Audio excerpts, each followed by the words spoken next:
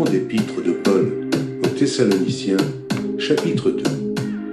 Pour ce qui concerne l'avènement de notre Seigneur Jésus-Christ et notre réunion avec lui, nous vous prions, frères, de ne pas vous laisser facilement ébranler dans votre bon sens, et de ne pas vous laisser troubler, soit par quelque inspiration, soit par quelques paroles, ou par quelques lettres qu'on dirait venir de nous, comme si le jour du Seigneur était déjà là.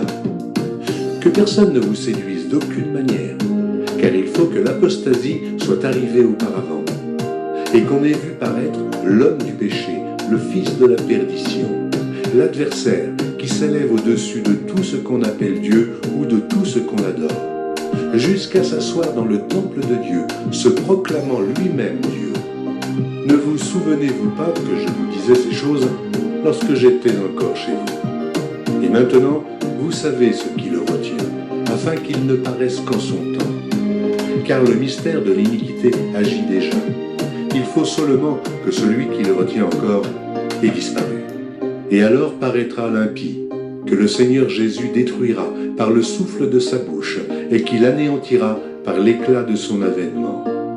L'apparition de cet impie se fera par la puissance de Satan, avec toutes sortes de miracles, de signes et de prodiges mensongers, et avec toutes les séductions de l'iniquité pour ceux qui périssent parce qu'ils n'ont pas reçu l'amour de la vérité pour être sauvés.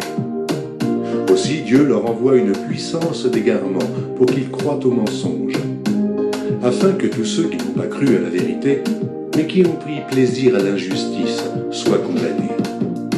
Pour nous, frères bien-aimés du Seigneur, nous devons à votre sujet rendre continuellement grâce à Dieu, parce que Dieu vous a choisi dès le commencement pour le salut, par la sanctification de l'Esprit et par la foi en la vérité. C'est à quoi il vous a appelé par notre évangile, pour que vous possédiez la gloire de notre Seigneur Jésus-Christ. Ainsi donc, frères, demeurez fermes et retenez les instructions que vous avez reçues, soit par notre parole, soit par notre lettre.